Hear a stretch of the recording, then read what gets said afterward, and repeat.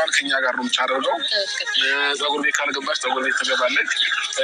እንደገና ደግሞ በቃ የሚያስፈልጋት ነገር የሴት ነገር እናቴ ዛሬ በቃ ተፈረሽን እናሰራሻለን። አልፈልግም ምን ችግር አለ? አልፈልግም ይቀጥልልሻል። ልጄም ለምን ትሰሪያለሽ ነው ምናምን ባይዘው ማለት ነው። የእናቴ የስራ እጅ ስንት ነገር ያሳለፈ እጅ መሰላችሁ። አሁን አልፈልግም ስትል ዝም ብሎ እንዳይመስላችሁ። የምሬ ነው። የኔ እጅ እንደዚህ ያማረው የምታዩት ማለት ነው። የእናቴ እጅ እንደዚህ ሆኖ ነው።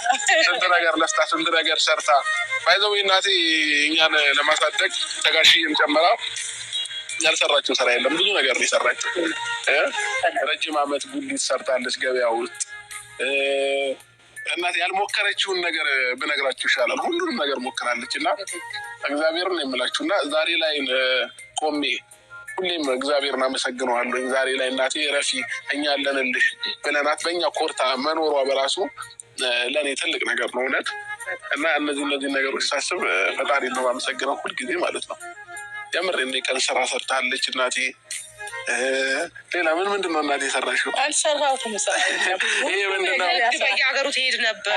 በየሀገሩ ለንግድ ትሄድ ነበር። ብዙ አይነት ስራዎች ትሰራለች። ይሄ ምንድን ነው? ወርፊት ነው ምንድን ነው?